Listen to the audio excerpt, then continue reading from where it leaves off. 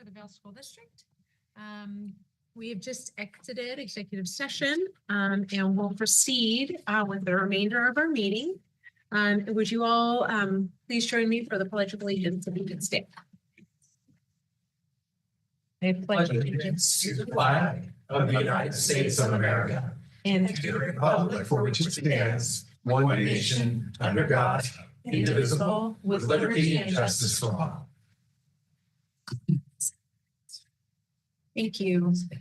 Next item on the agenda is approval of minutes. Considering the approval of minutes for the regular governing board meeting on November 26, 2024 as presented. Is there a motion? Motion to approve as presented. Mr. Buster moves. Second. And Mrs. Pratt seconds. All in favor, please signify by saying aye. Aye. Any opposed? Not seeing any, the motion carries. Next item on the agenda is staff, student, and community recognitions. Mr. Free. Thank you, President Tippett and members of the board. I just want to acknowledge the main portion of the board meeting by Empire High School's orchestra under the direction of Janae Evans. And what a wonderful way that was to begin our evening tonight. Also have another special announcement. Mr. Mark Tate is here to put a wrap on the diaper drive.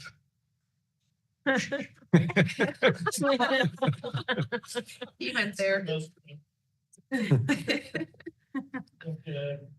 Superintendent Group, President Tippett, board members. Yes, as you may remember, way back in September, we did our 8th annual diaper drive. It took the diaper bank about 2 months to count the diapers this year. And so finally here to give a final report.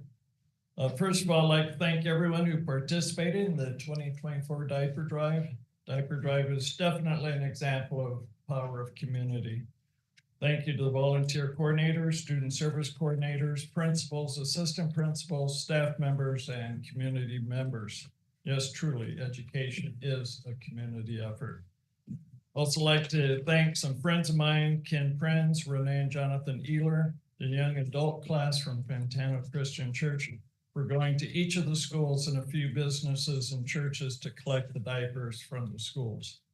Also this year, Catherine Demotica, a new employee of the diaper bank, assisted in many ways. She created the QR code, providing boxes, pallets, wrapping, paid for U-Haul for pickup and picking up the diapers with us, as well as finding volunteers to sort and count our diapers.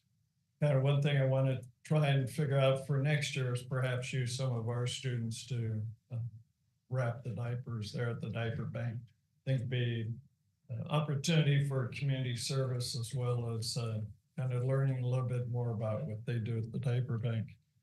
And of course, all the schools and community programs for their participation. Also like to thank Arby's, all 13 of their locations collected $14,000, which amounted to about 94,000 diapers. Also Galaxy Theater, Living Branch Church, Manual Presbyterian Church, Oro Auto Repair, and Creation School for participating collection as well. So this year, the winner of the most total diapers, Sonita Valley Elementary. Julie Dennis, volunteer coordinator, Tiffany Perry, specialist, and principal Chris Witosh set a new record with 67,103 diapers. Second graders collected 19,399 diapers, with Miss Stromberg's second grade class collecting 10,760 of that total. And fifth grader Colin Jovanovich collected by himself 7,000 diapers. Colin was invited to a Board of Supervisors meeting in October to receive a certificate of recognition from Supervisor Christie for his part in the diaper drive. And I asked him what he did, and he said, well, we just moved from the Midwest, so I sent the QR code back home and said, hey, folks, just send money. And so the money amounted to 7,000 diapers. The entire school was treated to ice cream from Living Branch Church. And the second grade saw a movie at the Galaxy Theater. Want to do special acknowledgement of Esmond Station, who collected 28,756 diapers, which over the 8 years is about 280,000 diapers from Esmond Station. So thank you, Laney. Mike Amon collected 19,528 diapers, which is quite an accomplishment for a high school. I think it's always kind of questionable for a high schooler to go into a store and buy some diapers and go up to the counter. I think it scares a lot of them. And that ended up being more than the other high schools combined, is what Mike Amon did. They also, the Stugo at Mike Amon went to Galaxy Theater in late August and painted the windows, as you can see in the picture there, to declare the diaper drive. Highest average per student, once again, went to Sabano schools, who had an average of 43 diapers donated per student. And the school will actually be attending a Galaxy Theater this week to see Polar Express. The entire school will be going. Esmond Station collected an average of 39 diapers. And Copper Ridge, 23 diapers per student, which is about triple what they did last year. The volunteer coordinator really stepped up. Greatest increase from last year went to Oldville Middle School. Volunteer coordinator Samantha Wooten had an increase of 380% over last year.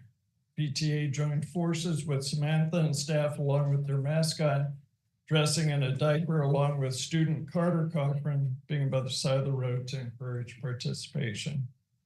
They had raffle baskets with OVMS swag and tickets for the Galaxy Theater for families who donated diapers. Grade level with the most donated diapers selected a staff member to place a pie in the face. Fortunately or unfortunately, 6th grade reading teacher, Miss Severson, was a great sport as she received those pies. The entire school was treated to ice cream by Living Branch Church. And special acknowledgement to Copper Ridge Elementary saw a 204% increase, and Sycamore had a 188% increase. Most creative campaign, we had a tie. Sycamore and Copper Ridge both down the Corona area. Volunteer coordinators really stepped up to the plate and tried a number of events in their schools, competitions within classes and grades. And so volunteer coordinator Sophia Holton from Sycamore, along with the PTA, exceeded their quantity from the last 3 years combined. And volunteer coordinator Brittany Jacob from Copper Ridge pulled out all the stops to increase participation as well. Special acknowledgement, volunteer coordinator Lizzie Brown of Acacia Elementary, which for the 2nd year sold tickets to attend a movie at Galaxy Theater. Wanted to recognize Catherine Kelly, intervention and leadership teacher at Esmond Station. She saw an opportunity to connect the Vail Family Connection, which was happening in September, and they packaged diapers that have been collected at Esmond and at Micah, and they wrapped per diaper bank supervision 7,290 diapers.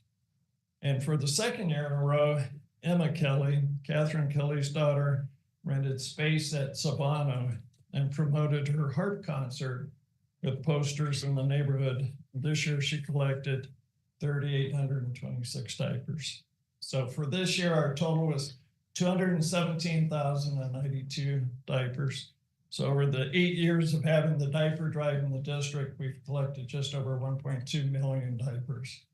Along with Galaxy and Arby's, we're about 1.4 million. So once again, thank you very much to the school district for supporting this very noble effort. Thank you. Thank you, Mr. Tate. Thank you for providing the opportunity to allow our students to serve. Next up, we have a couple of recognitions, especially from our principals. First up is Miss Lainey Kitzmiller, followed by Mr. Dean Norris.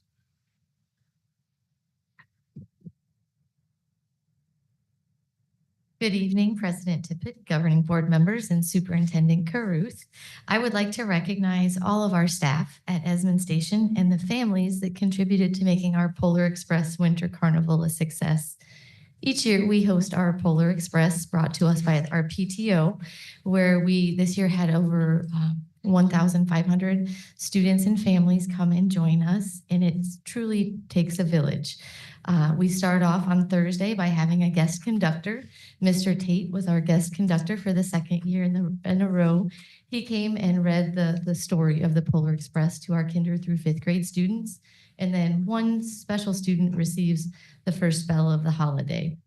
And then the next day, we have our evening event where we have food trucks. There's a silent auction. Santa comes to visit. Our student council, NJHS, and EHS all help out in different ways. We also have different groups from the high schools that come. So the early childhood program at Cienega and Micah Mountain, as well as the Honor Society students from Empire, all come and help facilitate the games that teachers run. So the campus is decorated, and it's just a magical way to kick off the winter season. So wanted to recognize all of those different groups that help out. Additionally, I wanted to recognize 2 staff members who have really gone above and beyond this quarter. Our student achievement teacher, Dr. Erin Raybuck, and Catherine Kelly, our leadership and intervention teacher. We had a brand new teacher join us this quarter who didn't have that much teaching experience and was an alternative pathway teacher. And so coming second quarter, missing new teacher induction and all of those things was a little tricky. And Ms. Kelly and Dr. Raybuck spent the first month of this quarter modeling what teaching looks like, taking the time to plan lessons with her, kind of put everything they have to normally do during the day on the back burner, and they took in to our new teacher, and she is soaring and doing a wonderful job. So I really appreciate both of those staff members pouring into both of them. Thank you. Thank you, Mrs. Kitzmiller. Mr. Norris.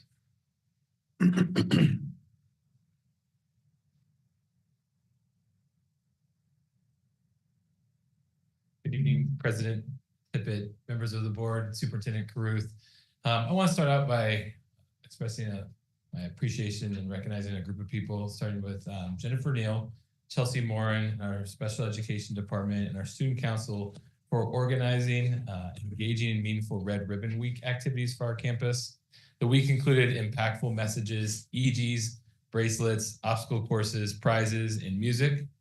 A special thanks goes to DEE, it's a tough acronym to say, DEA agent, Damon Kuhneman. He's the husband of one of our front office clerks, for speaking with every grade level, and to JP Scruggs. He's also a husband of one of our English teachers from the Department of Homeland Security, for bringing his helicopter to Rincon Vista and allowing students to take tours of his helicopter.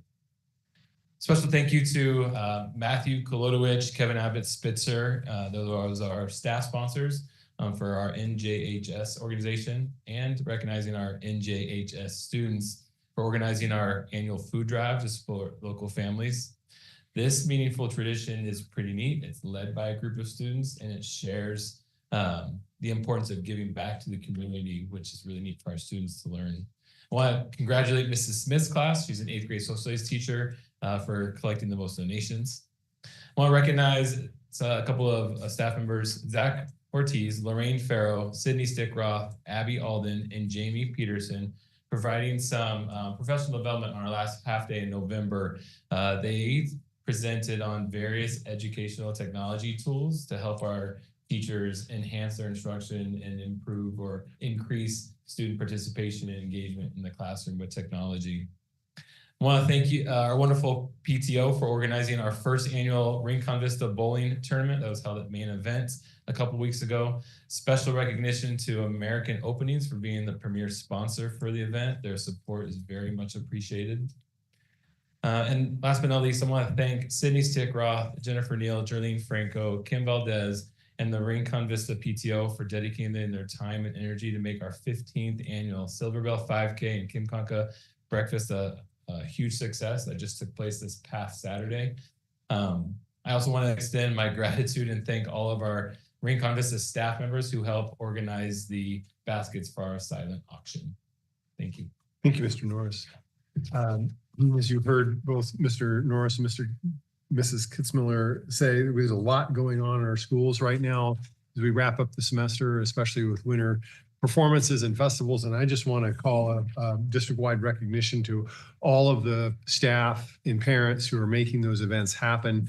If you look at our calendar over the next 2 weeks, literally there are 3, 4 things happening at schools in the evenings related to winter concerts, winter choir concerts, winter festivals, all of those things. That takes a huge effort. It takes a community effort to make that happen. And I just want to acknowledge all of those folks who step forward so that our young people can have those experiences. I also want to do a district-wide recognition to the Micah Mountain High School football team for their undefeated season and state 4A championship. And on your table, you have the newspaper headline that they received as winners on the field from the AIA this past Friday. And we'll see if we might be able to get them to bring the trophy to us at a later board meeting. That's all I have for staff, student, and community recognitions this evening. Thank you, Mr. Truth. Next item on the agenda is call for the public. At this time, the board may consider and discuss comments and concerns from the public. Those wishing to address the governing board on items not on tonight's agenda may do so at this time. At this time, I don't have any requests to speak. Is anyone looking to address the board on items not on tonight's agenda? Anyone interested in addressing the board on items on tonight's agenda?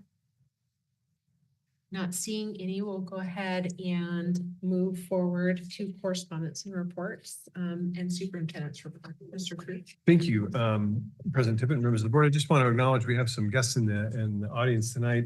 Group 157 is here to earn some merit badges on governance and community service. Is that correct? Or citizenship and community. So welcome. Nice to see you here. Want to just make that announcement.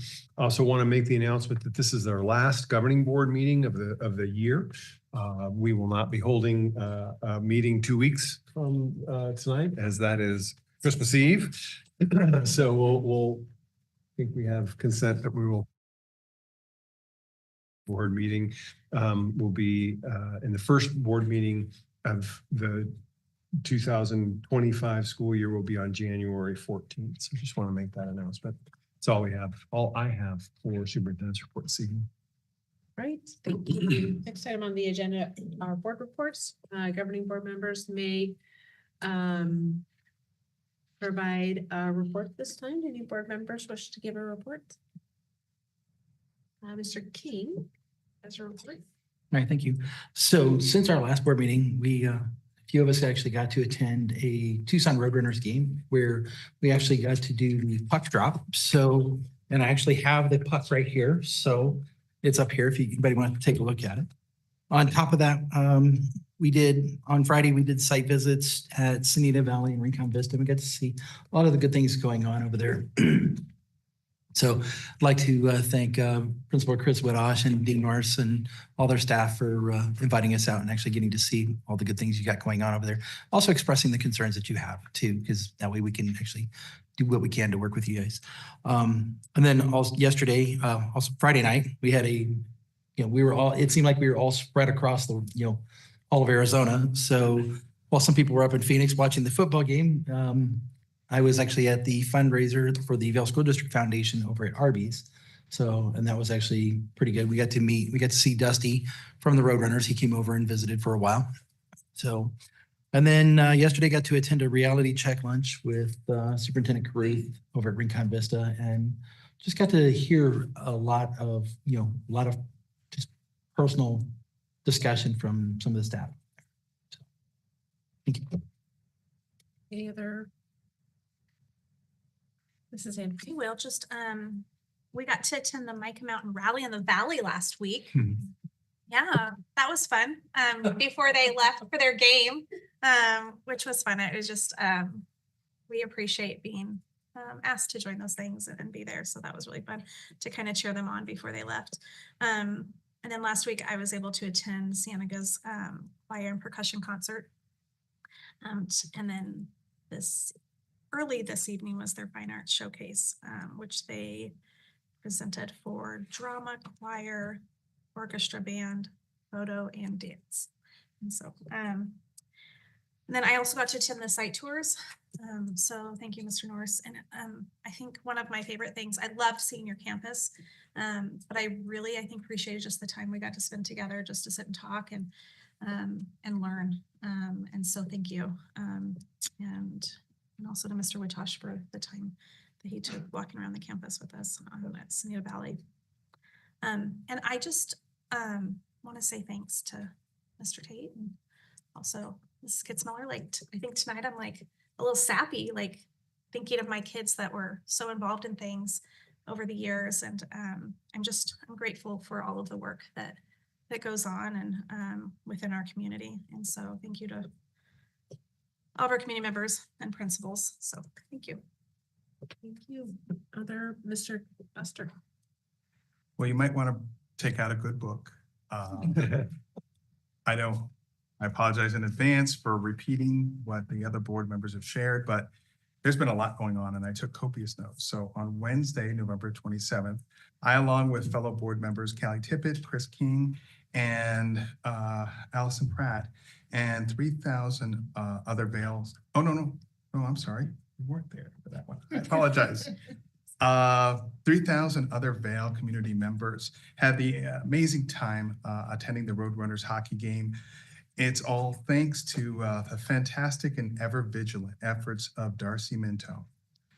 Darcy was able to secure the generous gifts of tickets for this particular event, an offer that the Roadrunners organization occasionally extends to local school districts. Darcy sent out the information to our local principal along with the link for the tickets, and they eagerly took it from there. The response from the Vale community was incredible, like with all things. According to the Roadrunners Hockey Club, they've never seen such enthusiasm and participation ever. To top it off, Darcy arranged for Chris King to assist with the ceremonial puck drop, and that was to enable or start the game.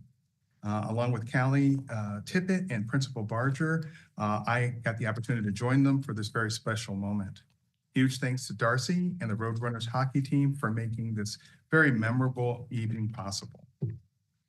On Thursday, December 5th, I joined with fellow board members Allison Pratt, Jennifer Anderson, and Chris King for the Micah Mountain Rally in the Valley in preparation for the 4A state championship.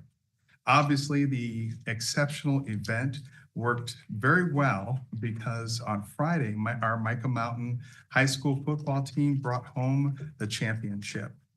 Congratulations to our incredible student athletes, amazing coaches, super supportive parents, and phenomenal staff. I would like to extend my heartfelt thanks to Danielle Newman for providing the invitation for arranging the performances for Micah Mountain's cheer club, mascot, pom teams, and marching band to create the Rally in the Valley event, enhancing the buzz, excitement, enthusiasm that undoubtedly was the catalyst to this milestone in our school's history.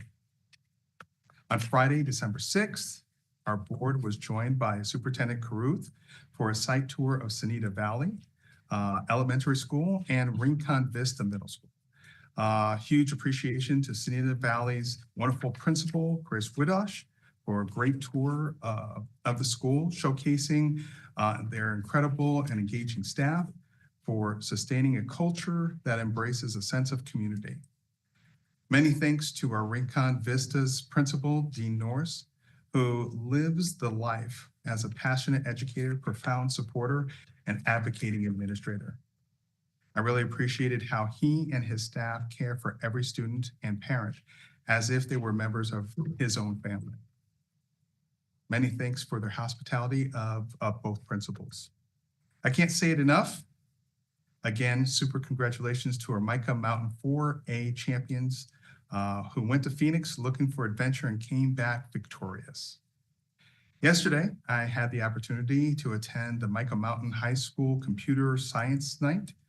The event was a huge success with many students and parents engaging in a variety of science and technology activities. Highlights included the Boxer Bots demonstration, as well as the representatives from Pima County Community College, Grand Canyon University, and the University of Arizona's STEM groups and local community STEM organizations. It was an evening filled with excitement and learning, showcasing the incredible talent and enthusiasm within our community for science and technology. Last but certainly not least, specifically because it is the season, from my family to yours, wishing you all a very Merry Christmas, Happy Hanukkah, awesome Kwanzaa, and the best wishes for a phenomenal new year. Madam President. Sir? Any other board reports? I just want to welcome the scouts that are here tonight, working on their merit badges. Thank you for being engaged in something that is educational and fun, and hope you stick with it.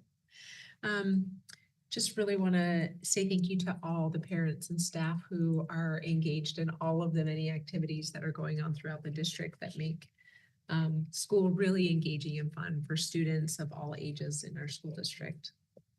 It's a big deal. Congratulations to the Micah Mountain boys football team for taking home the state championship. It's a big deal. It's hard to do.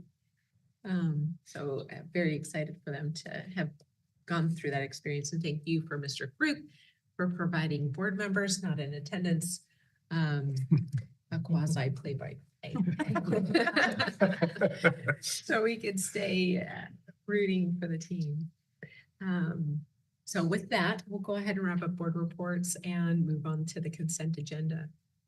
All items listed below on the consent agenda will be considered in one motion at this time. There will be no consent discussion of consent items. Any board member may remove an item from the consent agenda by request. All items not accepted and approved as part of the consent agenda will be considered individually. Do any board members wish to remove an item? Not seeing any. I'll go ahead and ask Mr. Crute to make the recommendation. Thank you, President Tippett, members of the board. It's recommended that the Vail School District Governing Board approve all items on the consent agenda as presented. Accept a motion. Make a motion to approve the consent agenda as presented. Seconded. Mr. King moves and Mr. Buster seconds. All in favor, please signify by saying aye. Aye. Any opposed? Not seeing any, the motion carries. Next item on the agenda is old business. And all right, I'm stuck in the consent agenda. We have more actions on ASBA policy advisories. Thank you, President Tippett, members of the board. This item was studied at the last meeting. You've had the background for the recommended policy revisions, both as background material for that meeting and this meeting. At the last meeting, I went kind of policy by policy through the 7 recommended changes. I'll just simply make the statement that the changes that are being recommended are bringing into alignment our current our policy with recent changes to the Arizona state law or the Arizona Administrative Code. In a couple of instances, it has removing language that is not statutorily or legally required. So happy to go through any of those 7 policies in more detail if there's any questions, but I'll just go ahead and make the recommendation and then open it up from there. So I recommend that the Vail School District Governing Board approve the Arizona School Board slate of policies as presented. Motion. So moved. Sorry. Mrs. She can have it all. Anderson moves and Mrs. Pratt seconds. Any comments or questions? All right. So we have had the opportunity to study these previously and have no comments or questions. Appreciate the extra time to study and think about them before we go forward with a vote. With that, I'll go ahead and call for the question. All in favor, please signify by saying aye. Aye. Aye. Any opposed? Not seeing any, the motion carries. Next item on the agenda is the update on ongoing reconciliation efforts with Pima County School Superintendent's Office. Mr. Cruz? Thank you, President Tippett, members of the board. I'm sure you all remember back this spring, we had members of the Pima County School Superintendent's Office here. And it was an agenda item then talking about concerns that we had related to their ability to reconcile our financial accounts. Mrs.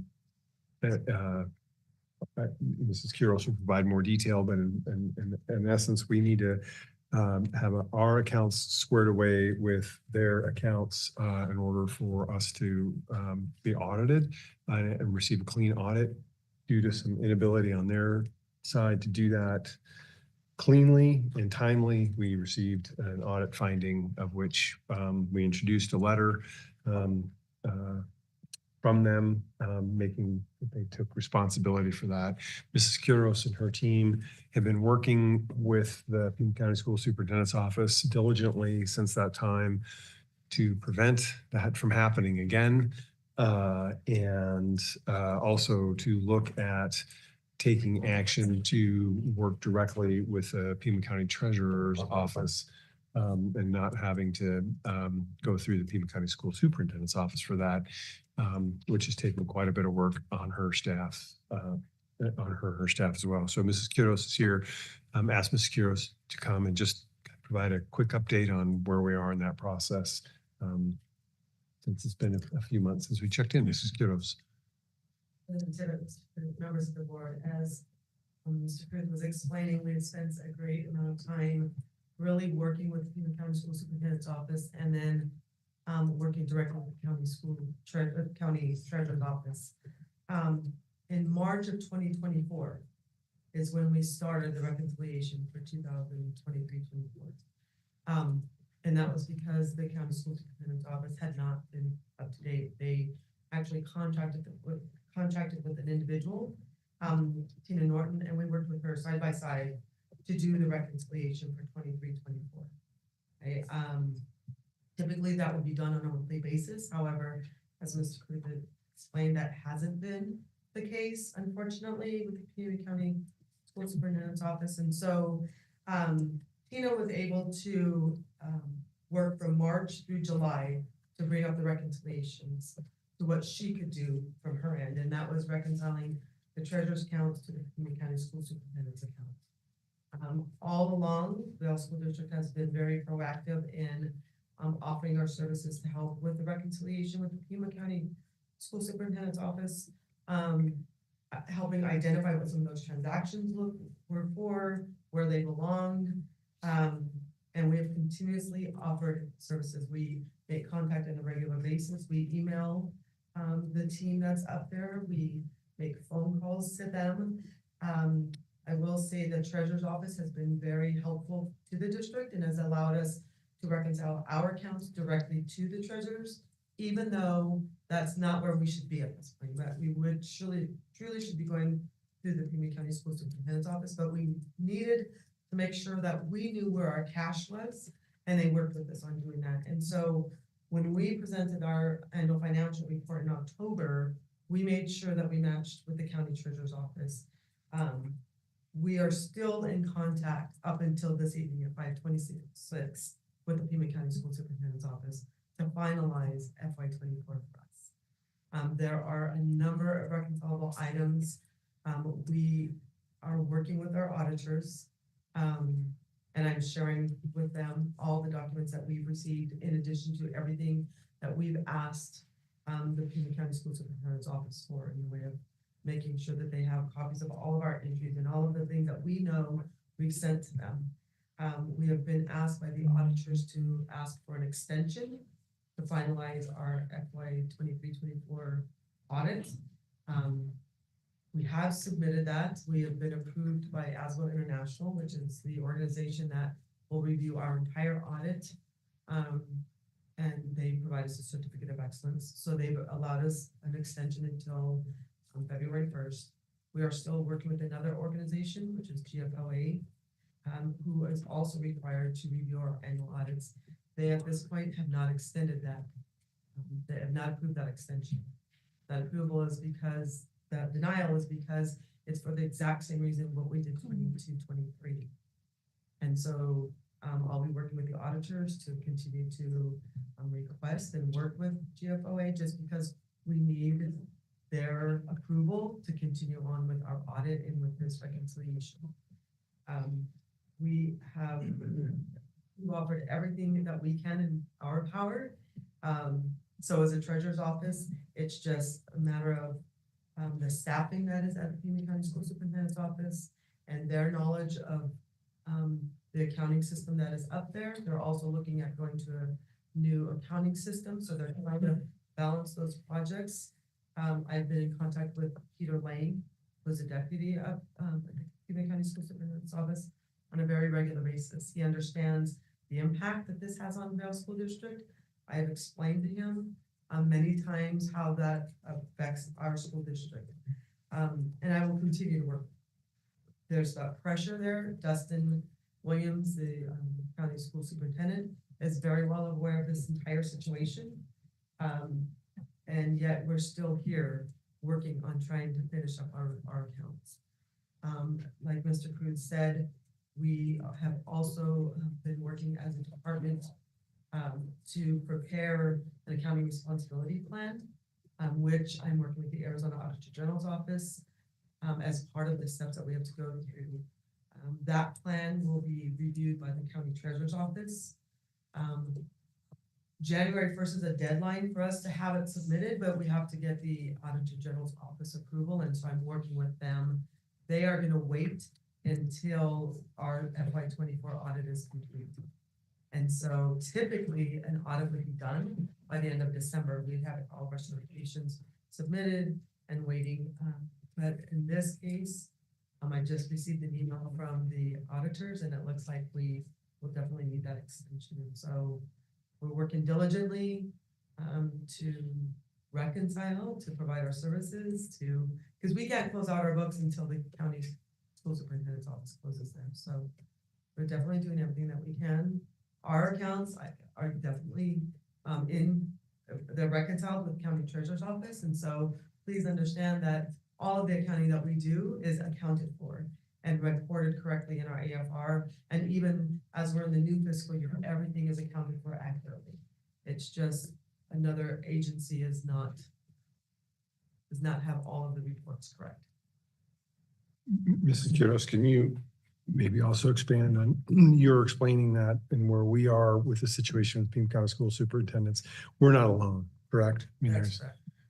There are several other school districts that are going through the same situation. It's the largest school districts in Pima County. There's one school district that still has not finished their fiscal year 23 audit either. So it's not an isolated situation. We're amongst several different districts, and we have together voiced our concerns with the Pima County School Superintendent's office, but it's not been resolved. So, and in the conversations that I've had with the Auditor General's office, I've explained to them about the finding that we had in 23, and that we would have the exact same finding in 24. And it's not because of anything on the school district side. It is definitely because of the Pima County School Superintendent's office. We do not have their books reconciled. So even though it's going to be a write-up, I have requested that the auditors identify our timelines of all of our attempts to assist the Pima County School Superintendent's office in completing their reconciliation. Yep. And just to clarify, it's not a done deal on whether it's a write-up yet. There's still some time, correct? Yeah, there is. I mean, Yeah. Yes. There will definitely be a write-up because the timing is not done. That reconciliation, we typically are reconciled, but by the time we do our AFR, which is in October, that's when we typically are like, the books are closed, we're finished, everything's good to go.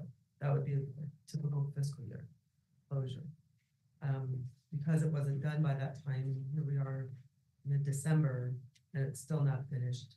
The auditor said that they would do a write-up on that. So in putting together our accounting responsibility plan, I've explained to the Auditor General's office, the department that we are having to work with, of those findings, and the fact that it's one component of over 500 items that they look at for our compliance requirements, but that this is a reason why we want to go directly to the county treasurer's office.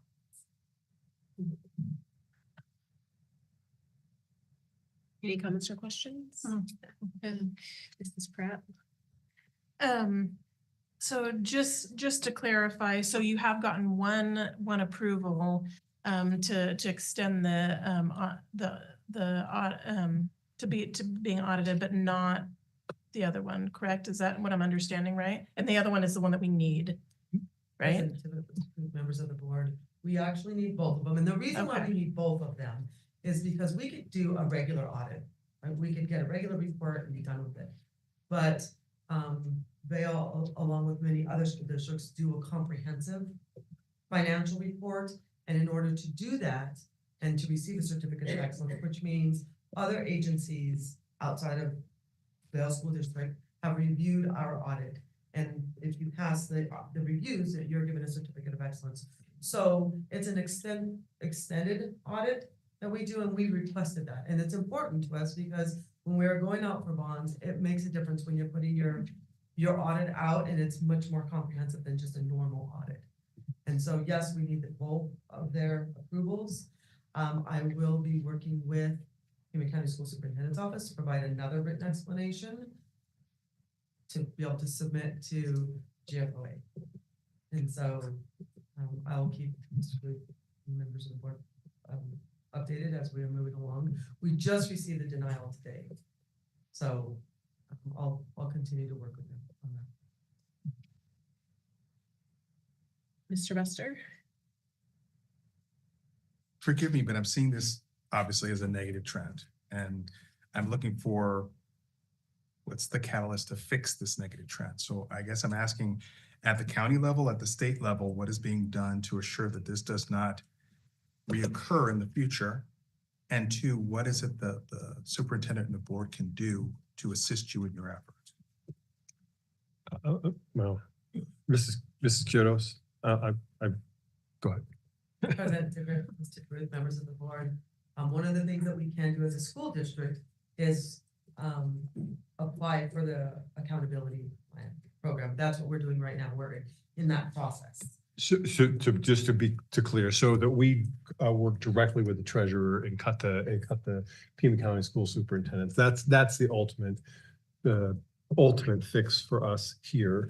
The problem is that we are entangled with the Pima County School Superintendent's Office until they reconcile those books so that we can make that jump. So to your first or to your second, what can we do to help apply pressure? We have applied pressure. We've had them in meetings, they've written letters. Mrs. Quiros is the most persistent asker, I will say, of all of the other CFOs in town regarding our issue. There was just an election of which somebody ran unopposed. I don't know. All county school superintendents manage this for the local schools. We're just entangled in this, and it's for better or worse, Maricopa County has some different financial issues running through their school superintendent's office. It's just not a system that is working as it should. I don't know how to. We've yelled in the bottom line. We've yelled and screamed what we can do, and had them in our office. We just continue to apply pressure. Thank you. Mrs. Anderson? I have lots of questions. But I think some of them are answered here. So who does that office report to? The people. But like, who's overseeing their office? Mr. Cruz, members of the board, this The voters of Pima County. Justin Williams. So, he was supposedly supposed to come to our board meeting and he didn't, he sent someone else. I would love to see him right there. Like, I want to see his eyes right there. I would love to just tell him how we feel. I feel like he sits in an office and nothing's happening. that's my request. I mean, I know I'm not the only one that feels that way.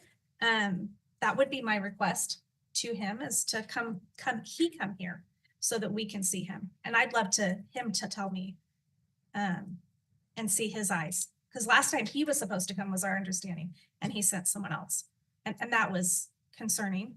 The other thing is, when is it that, like, so when we get through this one, do we have to keep going? When is it that we can start? Because I know you say you're working with the county church. When can we do it so that we have, like, can cut ties on this part with the superintendent? Yeah, I'll direct that to Mrs. Kiddos here in just a minute. One thing I do want to say, and I'm going to ask Mrs. Kiddos to also weigh in on, of the totality of the things that need to be reconciled, we're down to some very small pieces. So because it can feel like we're like everything's a mess. We're not, everything's a mess. We're down to some detailed things that need to be reconciled. It's just getting through those last details, which are the really hurdle piece. So I guess I just want Mrs. Kiddos to paint a little bit more what that picture actually looks like. Answer your other question of how do we get ourselves untangled in a way that cuts us free? Is that, because I think that was your, I first feel like question. that's what we've heard for a while, is that there's just a few small pieces. And so those few small pieces are still big, because in my view, because it's still keeping us from where we need to be. I'm frustrated with their office, and obviously you are, and like, you deal with this on a regular basis. And so I'm not even going to try to take away from where you guys are feeling and dealing. But I want Dustin Williams to come into our school board meeting and let us face to face and tell us, like, I'd like to talk to him. Anyway, that's the word. Mrs. Kiddos. Representative Tippett, Mr. Booth, members of the board. To answer the first question of what does this really involve, we had at least 4 specific accounts, 4 different funds that we knew for sure there was reconcilable items. And some of it was they posted transactions more than once. They've posted transactions that they can't figure out how to undo. Others where they didn't move money like they were supposed to. There's very specific, and that's one of the things Vail School District has been able to identify, to say, here are the very specific items that we do not balance on. And we've made sure that, like I said, we're balancing with the county treasurer's office. Some of these items on the county school superintendent's office can go back for months and months, and we were like, these were addressed already. Why aren't you fixing them in your system? So those are the things we've shared so many documents with them. Just again, yesterday I had Melissa Scarborough send an email to Peter to say, this is exactly the account code that you guys entered and it has the wrong dollar amount. You have to fix it. And so we are very specific. We've been providing our services. It's just a matter of them going into their programs and fixing what needs to be fixed. And there's pressure all the time. How we can fix this is the request for the accountability program is January 1st. But what has to happen is of the January 1st prior to the fiscal year you want to take effect, right? So we're starting the process now with the Auditor General's office. They're going to review our FY24 audit. As soon as they're finished, they will decide at that point if we're eligible or not, based off of our compliance questionnaire and based off of our annual audit. If they feel that we are, the county treasurer's office is also writing us a recommendation. And I've been working with Chris Ackley, who's been amazing throughout this entire process. He is also providing a recommendation to Vail School District to be able to go on their own account. Those documents approved by the AG's office will go to the State Board of Education and the Department of Education, along with an application we have to submit. They will review all those documents and they will let us know if we're allowed to start on our own, and that would be July 1, 2025. So for next fiscal year, we would be able to, if they grant that approval. And so we sent a request today to the Auditor General's office. Like I said, I've been in contact with them, but they're going to wait until this audit is complete. So Okay, so I follow up. Can I let Mr. King answer? Well, I don't feel like my question was completely answered. So like that, so that means that, like, we have this one, to get done, which means we still have another one, even if we get approved, right? Because you said it's 25, so 24, 25 hasn't been done. Correct. Okay, President Tippett, Mr. Cruz, members of the board, fiscal year 24-25, we've already started the audit for that fiscal year. Which- Won't that- end for a year from now. We're in that But- current year, Right. so Yeah. we're, yeah. but that we still have to deal with it, even if we get approved at that time, we still have to deal with them for another. Yes. Reconciliation. I have another question, but yeah. Mr. King. Thanks for waiting. No, it was okay because Ms. Anderson actually hit one of the questions that I was going to ask, so it actually worked out well. The question that I have, and I know that Ms. Anderson brought it up, and who the superintendent actually reports to. Has this been brought to the Board of Supervisors, especially the chairman of the Board of Supervisors, because she's a former board member. She held a school board seat for 20 years. So, and they actually control the funds for that office. And if he's not going to do the job, maybe then we need to get that in front of them. President Tippett, Mr. Cruz, members of the board, as a school district, I have not proceeded any further than Dustin. Mhm. He's an elected official. I can, that Yeah. I mean, we can definitely look into and share with them all the information that we've prepared and offered our citizens. Okay, thank you. And then I have a follow-up question with that. We have our audits and everything through the Auditor General's office. Does his office also get audited? And if his office isn't getting audited, why not? And I know that's not necessarily a question directly for you, but maybe for a question for the next time you talk to the AG's office. Mr. Cruz. Yeah, thank you. Mrs. Kudos, I mean, the Auditor General has some oversight from their office as well, correct? As far as I know, Yeah, I've never seen an audit for the Pima County School Superintendent's office. yeah. Real quick follow-up. What about the Attorney General's office? Mr. Cruz. President Tippett, Mr. Yeah. Cruz, members of the board, Yeah, thank you. Mr. King, that would be if there's a criminal. We'll look into those things and get back to you. I don't know that we can explore other avenues, I think is what you're asking, where to go to put pressure. The Attorney General's office generally looks not at, it's something that would be criminal, not, and I don't know that we've crossed the threshold for a criminal concern here. It's a negligent perhaps, but not criminal. Yeah, but we'll look into it. Yeah, so I think my last question, Chris Ackerley, he's still working there? Yes. Okay, so even though leadership is transferring, okay, I guess that's my question. Will he be, I guess it's just that consistent, we don't know, We don't know. because before he was working. Yes, he was working there prior Okay. to the election, and he's still there now. Any other comments or questions? Mrs. Pratt? Is there a timeline from Pima County on when they're getting back to you to say, hey, we hope to have this to you by this date, or are they communicating still with you, or can you talk about that? Mrs. Kudos? President Tippett, Mr. Cruz, members of the board, they are communicating, but it's, we have it documented every month. It's like, we're gonna have it the next month, and we're gonna have it the next month, we're gonna have the next month, and that's what we've been experiencing throughout this entire season. And so, we're gonna call that communication, that's their level of communication. We're persistent about making calls, about sending emails, and just following up, so. I will add, Mrs. Kudos is working with other business officials in other school districts. I've raised this issue with other superintendents too. I'm not certain for whatever reason, it's not created the same level of concern elsewhere, because I feel like, to your point, which I think goes into a broader, where do we go?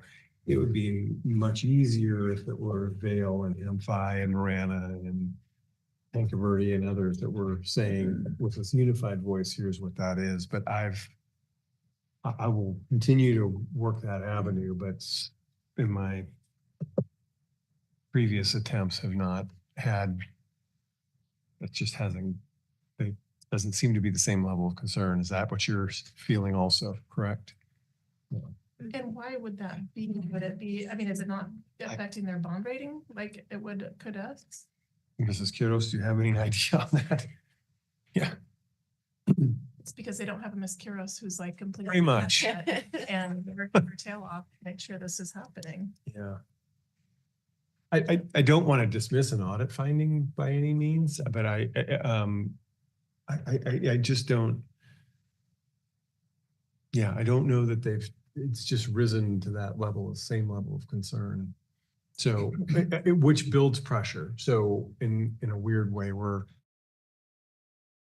a little out on our own when putting pressure on them. So, I mean, I know in some of the, Mrs. Kudos has mentioned in some of their business official meetings with the county superintendents, that lots of heated conversation, but not trying to get momentum has been a challenge. I think if other school districts find themselves in the same position that we are for the second year in a row, that may change. So I haven't reached out to other superintendents within the last couple of months about this. So I can certainly do that. And we can certainly explore both the Auditor General and Attorney General avenues and what's there, build our case. You know, I just want to point to the background material that Mrs. Kudos has. I mean, that's why she provided that. That's what the timeline, you know, that's what the work is that she's been doing and her office has been doing since this issue has arisen. It's taken a significant amount of time, not only from Mrs. Kudos, but from our other accountants to work to reconcile this, to work with the county to try and get it reconciled. And the frustrating thing for us is that we can see what the numbers should be. They're just not getting them back to us in the correct way. Do you have another question, Mrs. Pratt? I just wanted to just kind of share some thoughts with it. I think exactly what you're saying, Mr. Kruth, this isn't only, you know, this isn't something that we could just say, well, whatever. I mean, it's really in my observation, kind of mucking up our accounting department. It's taking a significant amount of time for Ms. Kuros, her whole team, and adding a lot of stress on them. I mean, looking at the timeline, it almost feels ridiculous, if I'm being honest. I'm not entirely surprised that this is where we are, only because when Dustin didn't come to that meeting, he sent somebody and he said, okay, these are the changes that we're going to make. There was nothing actionable in there. It was, I'm so sorry, we'll make sure it doesn't happen again, but there's nothing actionable.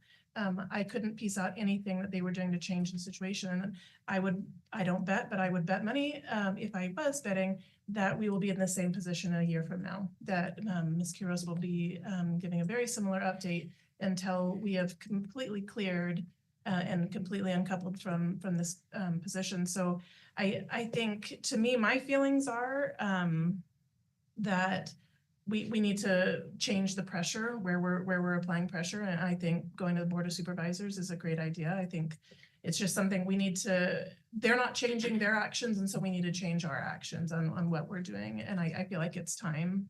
I think, you know, maybe we'll get that second extension.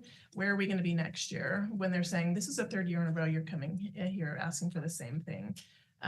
So, you know, I think I'm feeling pretty done with the situation. And I know that, I mean, I want to give props to Ms. Kuros and her entire team. This is nothing that you guys have done. And in fact, you've gone over and beyond your duties. But I think it's time for us to act properly and figure out different ways to apply pressure. Any other comments or questions? Mr. Buster? I guess to piggyback off of what Mrs. Pratt said, it seems like we're going around in circles, and it's continuous with absolutely, I see no resolution in sight. You bring findings, you resolve the findings, and then down the road, you're re-resolving the same findings, which is super concerning to me. I'm back to what's the definition of insanity? Are we accounting for all of the resources that are being employed at this point in time to fix what Pima County has not done. Because at some point in time, I'm in favor of sending them the bill.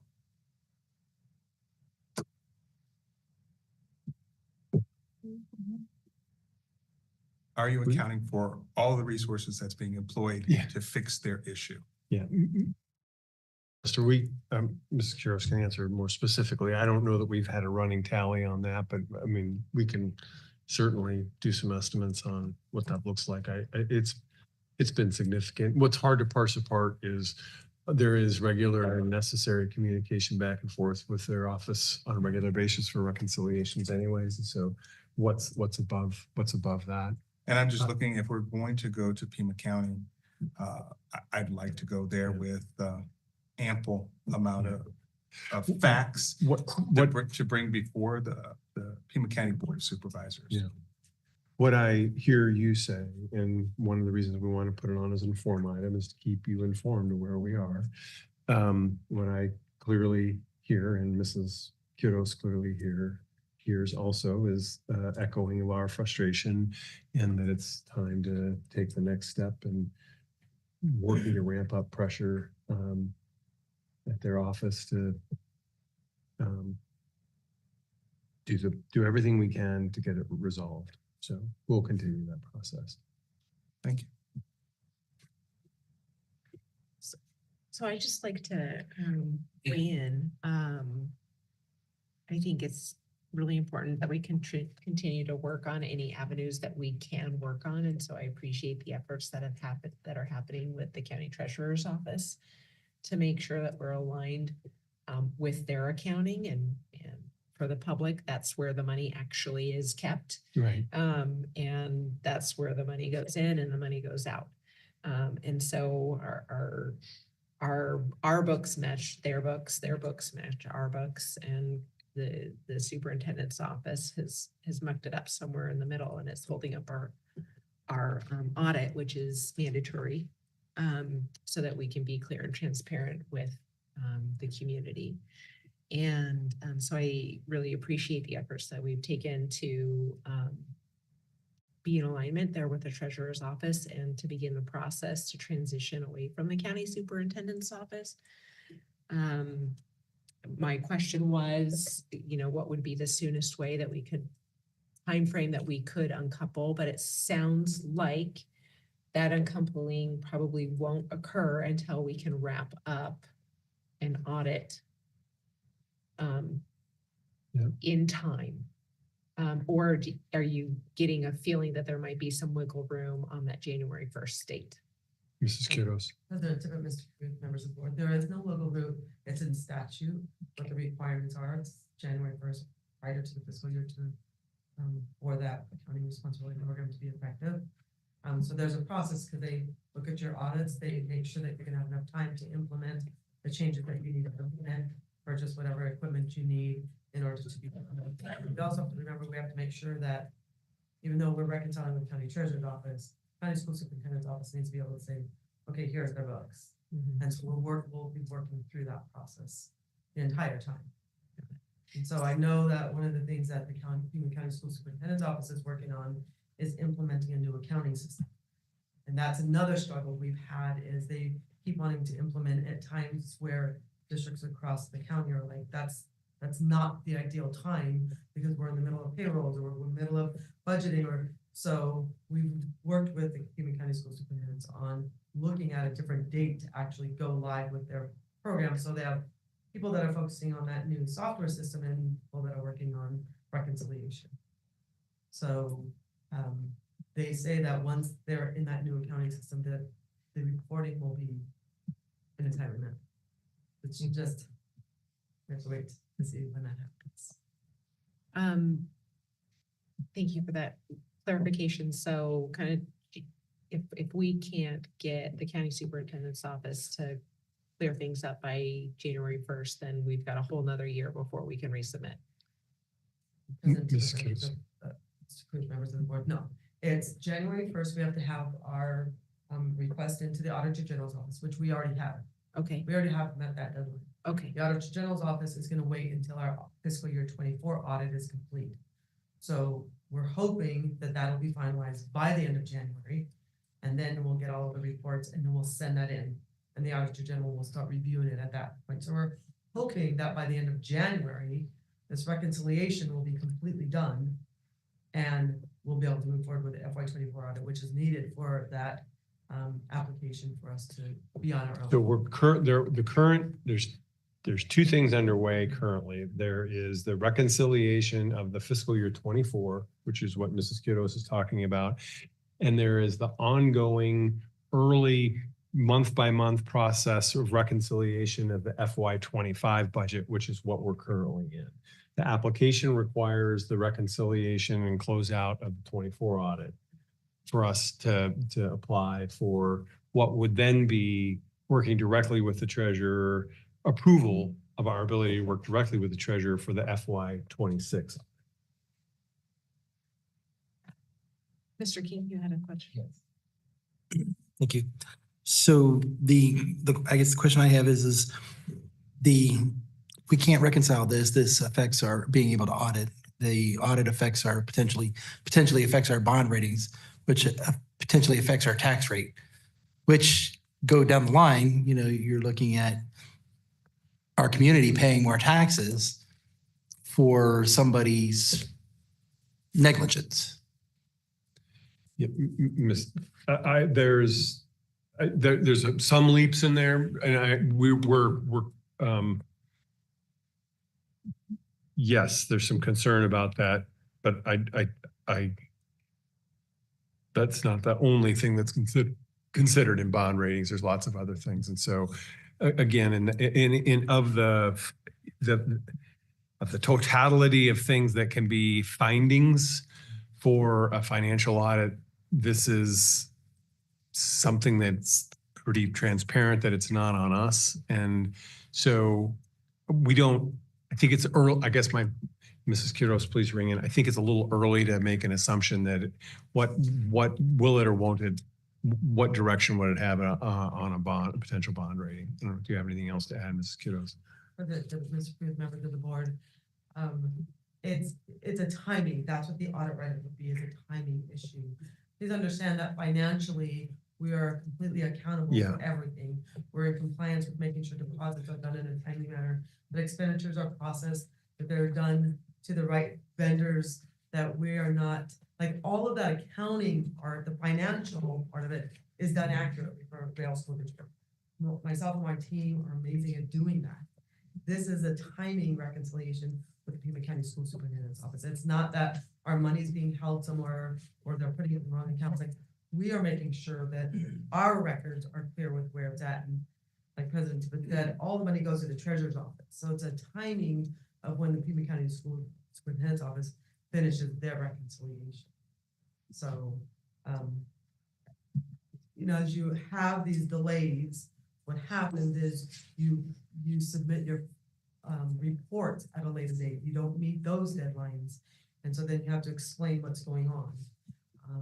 And the comment from the auditors was, you could go, we are very low risk right now as a school district. We have good audits outside of this.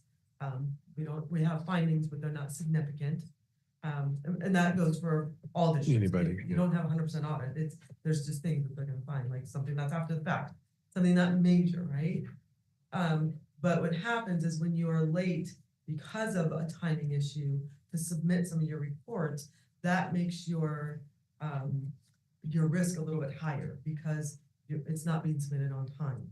So it's not because our financial situation is bad, it's because of the timing of getting all of those reports in because of the exchange. That's one of the issues that we run into. So I've been very vocal with our bond counsel. I've explained to them, I just had a meeting with them last week, letting them know that typically we're done in December, probably not gonna be done until January. We'll put in our annual financial report and say this is gonna hold until our audit comes in. So we're doing everything that we can to make sure to all of those reporting agencies that we need to submit something, that we are submitting a report of some sort. It's just not our audit at the time that it would normally be due. And we'll work with the risk assessment is done by the Department of Education. And so that's where we want to make sure that we are definitely in contact with them of what's going on, how our audit is. It's a fair statement to say we still don't know exactly what the I mean, it would be no impact. We could say it with 100% assurance, no impact if things were hitting on time. Now, what it's forcing us to do is have to explain a lot more, and yeah, and go back and forth. So yeah, I don't want to. We hear your concern. And you're correct. I just don't, it may be it's a little premature to say that that's going to be the end result of this. We just don't know yet. Yeah. Thank you. Any other comments or questions? Thank you for being proactive and making sure that we're communicating often with all of our required reporting agencies and keeping everybody up to date so that they don't have to come to us looking for answers, and we're going to them. So we appreciate that efforts, and I'm also hearing from the board an interest in a little bit more pressure. Yeah. Duly noted. Thank you, Mrs. Curice. Next item on the agenda is new business. We have the classified pay guide for approval. Thank you, President Tippett and members of the board. Ms. Dabney. Thank you, President Tippett, Mr. Cruz, and members of the board. The 2024-25 updated classified pay guide is being presented to you tonight as an action item. This update is minor in scope, and it's basically a cleanup item as it only impacts 3 temporary positions that are tied to minimum wage. It's before you tonight due to the increase in the City of Tucson minimum wage that will take effect on January 1st, 2025. Hard to believe, but it's just a few weeks away. So on January 1st, the Arizona state minimum wage will be increased from $14.35 an hour to $14.70 per hour. And the City of Tucson minimum wage will increase from $14.35 per hour to $15 per hour. Right now, they're both $14.35, but starting on January 1st, there's going to be a 30-cent difference. So because part of our school district resides in the City of Tucson, positions that are tied to minimum wage need to comply with both the Arizona state minimum wage and the City of Tucson minimum wage. And that's why this is before you tonight. As you know, the 24-25 classified pay guide was revised on July 1st of 2024, and it was revised in anticipation to what that Arizona minimum wage change would be and what our 24-25 base pay increase was. The July 1st increase to the classified pay guide was sufficient to cover the state and Tucson's minimum wage increases for all pay levels on the pay guide. So if you look at our pay guide on the level positions, our first level is level 3, and the starting rate for that level is $15.35 an hour, which is already above the new Arizona minimum wage and the new Tucson minimum wage. However, there are 3 temporary positions that are paid at minimum wage. The temporary positions are our student workers, our facility usage substitutes. Those are our subs that cover items like when a church is renting our facilities and using our facilities on a Sunday, and we have a custodian that's working to make sure that the building is cleaned up after that usage occurs.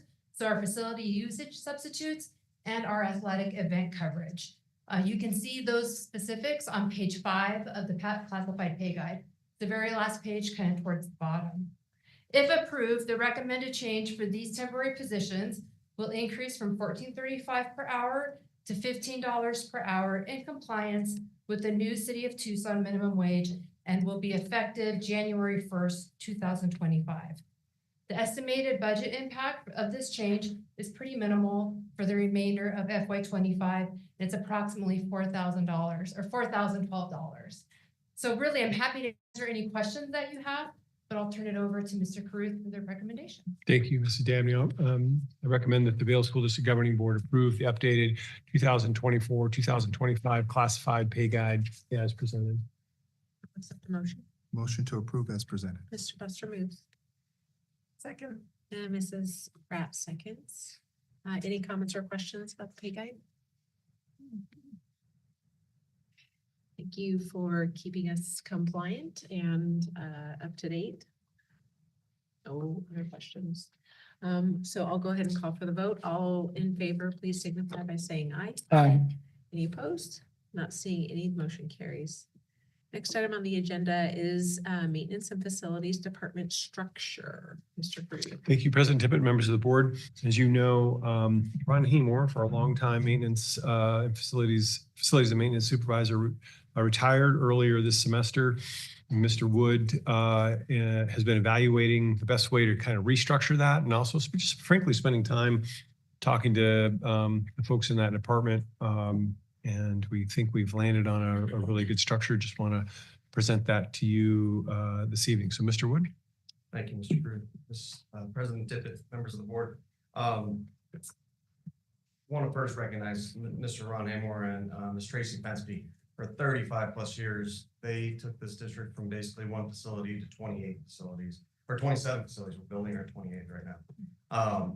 And they've just done an amazing job. And with that, they get to enjoy their retirement. They take a lot of knowledge with them that we miss dearly. But when change is presented, it also presents opportunity to do some things differently. And so spending a lot of time over there in the maintenance department and looking at who we have and what's been going through that department culturally and structurally, we had some ideas that we think are pretty effective. So I'm gonna share my screen with you.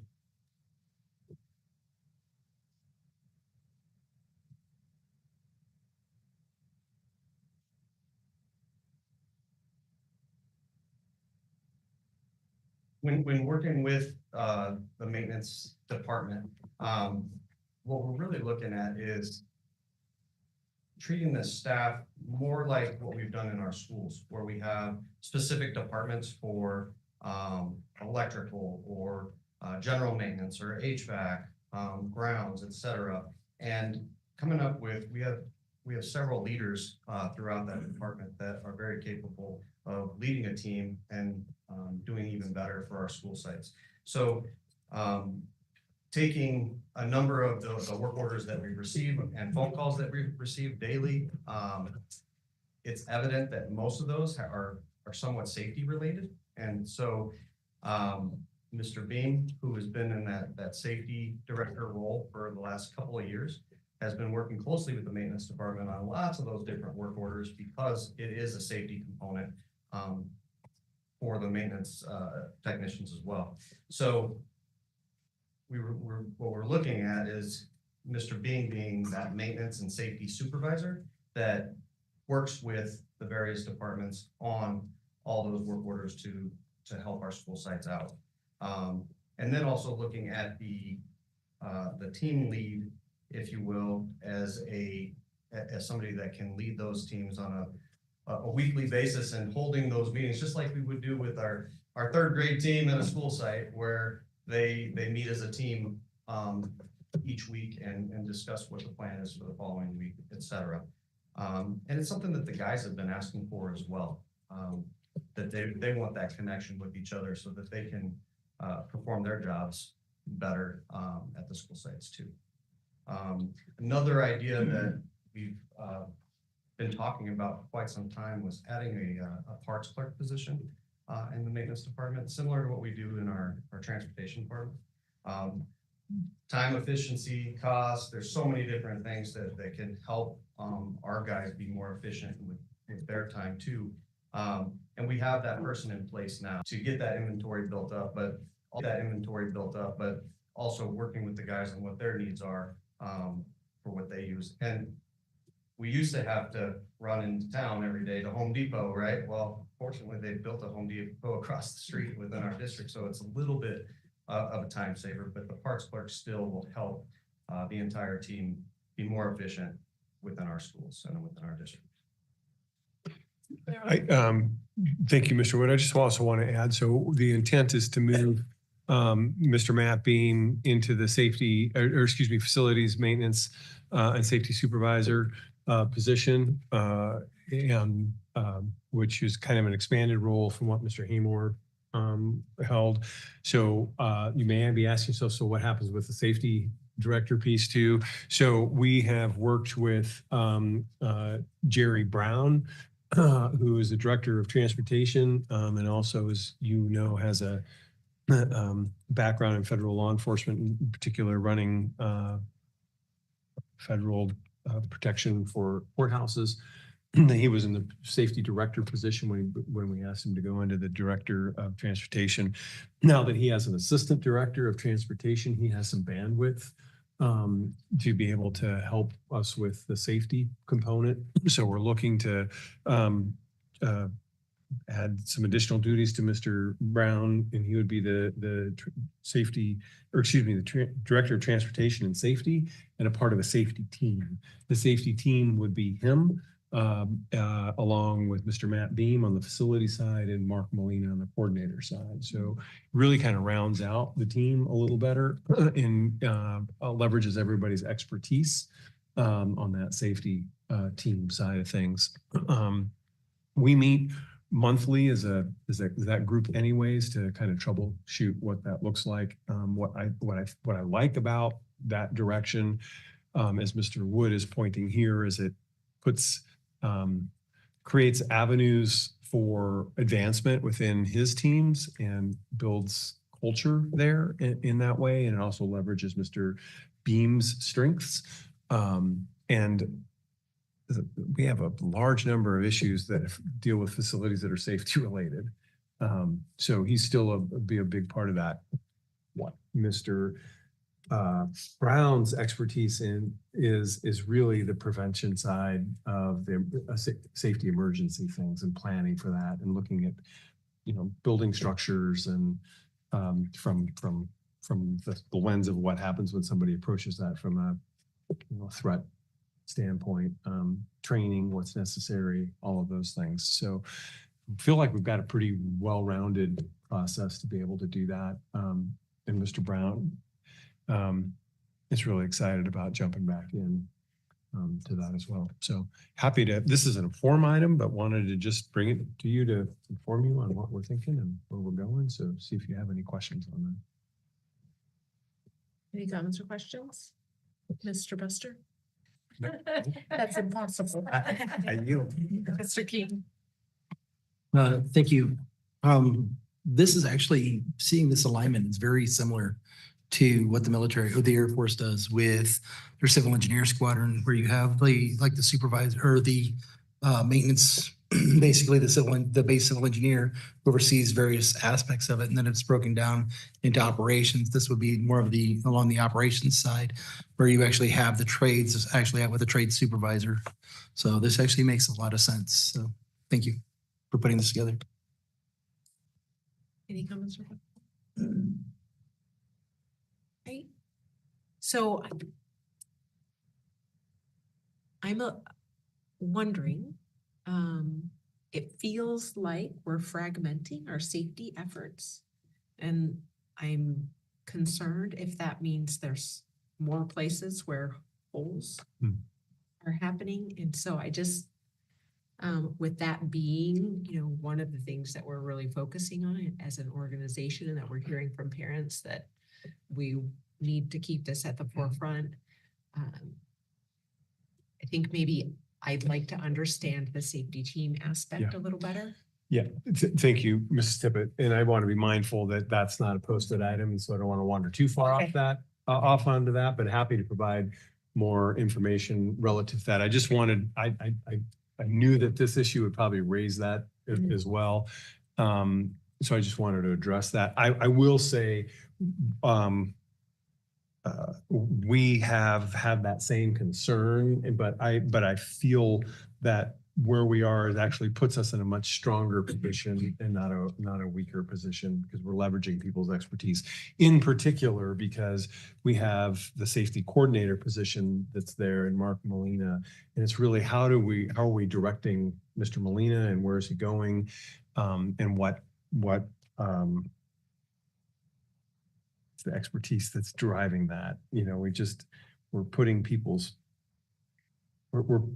people where they're best suited to direct people in that manner. We went through with principals today and directors, if you have an emergency, we need you to call one number and get one answer. And we'll tell you, that's something that we're really passionate about too. We don't want people wondering where you go if there's an emergency. But that's been cleared up as far as where that goes. But we'll happy to report more on that, either via email or an informal item on that in regard to what the safety team looks like. So, Okay, or if that needs to be executive session. yep. Yeah, that probably the structure doesn't, because it's not logistics, building logistics, Right. but yeah. Okay. Yep. All right, any other comments or questions? I'm shocked. I'm shocked. All right, next item on the agenda is adjournment. All in favor, please signify. Oh, wait. I'll move. Mrs. Anderson moves and Mr. Buster seconds. All in favor, please signify by saying aye. Aye. Any opposed? Not seeing any, motion carries. Thank you for being here.